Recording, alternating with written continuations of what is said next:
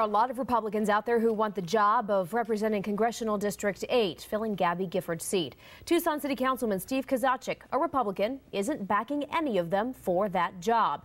He's breaking party ranks and endorsing Democrat Ron Barber in the special election.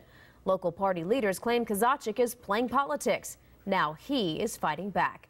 Not on Your Side's Marcelino Benito takes a look at what this means for the Pima County GOP in Project Red, White, and Blue.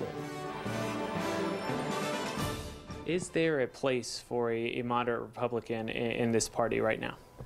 We'll see what happens to Steve. Apparently the party leadership, those in control right now have said that there's not. Brian Miller knows what Kozachik is up against. He too ruffled feathers in the party establishment, and it cost him his post as party chair. What you have here is a party apparatus that is turned and unleashed on people on elected officials and party officials who don't necessarily toe the party line. Kozachik's support of Ron Barber broke party lines. It drove party chair Carolyn Cox to tell 9 on Your Side Kozachik made the decision for his own political gain. She accused me of something that I find personally insulting. It hasn't stopped there. Kozachik tells 9 on Your Side he's been called a demo rat, among other things you wouldn't want to hear on television.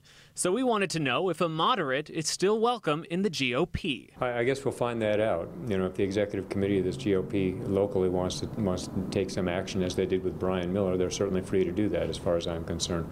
Be careful what you ask for, though, because if you keep driving moderates out of this party, you're going to wind up with a fringe party that's going to continue to lose elections. Political analyst Peter Gudinoff says pushing too far right could spell trouble for the GOP. It would seem to me that if they don't encompass a broader spectrum of opinion, then they're on their road to oblivion. You see the same dynamic on the national stage. The idea Mitt Romney's a moderate has prolonged the nomination.